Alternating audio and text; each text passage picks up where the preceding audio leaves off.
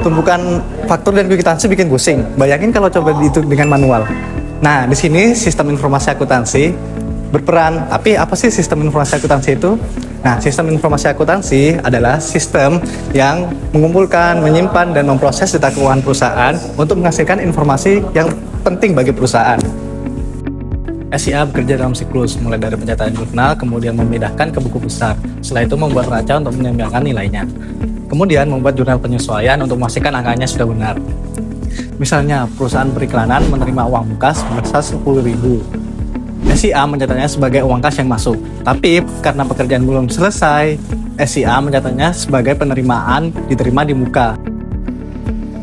Nah, untuk memahami terminologi soal informasi akuntansi, kita harus memahami dulu debit dan creditnya. Nah, untuk debit itu mencatat peningkatan pada akun aset serta penurunan pada akun liabilitas dan ekuitas. Terus selanjutnya itu kredit. Kredit itu mencatat penurunan pada akun aset serta peningkatan pada akun liabilitas dan ekuitas. Selanjutnya itu persamaan kwitansi. Nah, persamaan kwitansi itu aset sama dengan liabilitas plus ekuitas.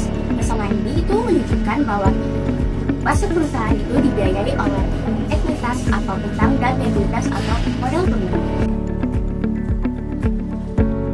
Nah, SIA itu ada siklus akuntansi. Siklus akuntansi sendiri adalah di mana suatu perusahaan yang membuat rangkaian untuk mencatat, mengelola, dan menjadikan data informasi transaksi yang digunakan untuk dimasukkan ke dalam jurnal suatu perusahaan untuk membuat laporan suatu keuangan perusahaan.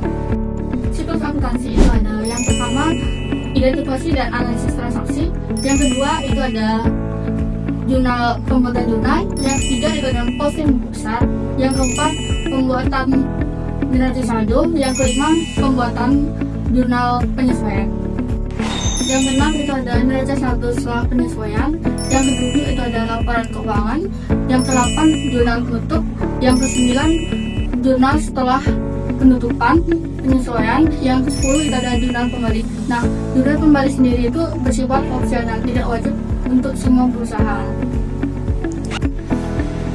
Nah, selanjutnya setelah kita melakukan pencatatan transaksi, kemudian menyusunnya pada jurnal dan melakukan penyesuaian, kita akan juga menulisnya pada neraca yang sudah disesuaikan. Nah, neraca yang sudah disesuaikan itu apa sih? Neraca saldo yang sudah disesuaikan adalah saldo dari buku besar tiap akun yang dimasukkan jadi satu. Nah, itu berisi aset, liabilitas, dan ekuitas. Nah, setelah dilakukannya penyusunan laporan keuangan dan penutupan buku, perusahaan kemudian melakukan penyesuaian transaksi untuk periode berikutnya yang dinamakan dengan jurnal kembali. Nah, apa itu jurnal kembali? Sini aku jelasin.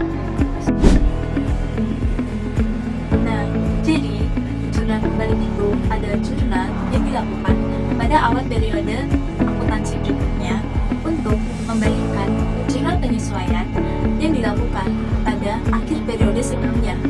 Tujuannya agar tidak terjadi transaksi yang berganda. Nah, apa aja sih akun-akun yang harus disesuaikan? Sini aku kasih tahu. Nah, jadi akun-akun yang harus disesuaikan pada jurnal kembali itu ada akun yang pertama accurate expense, yang kedua ada accurate revenue, yang ketiga ada beban dibayar di muka, dan yang terakhir ada pendapatan diterima di muka.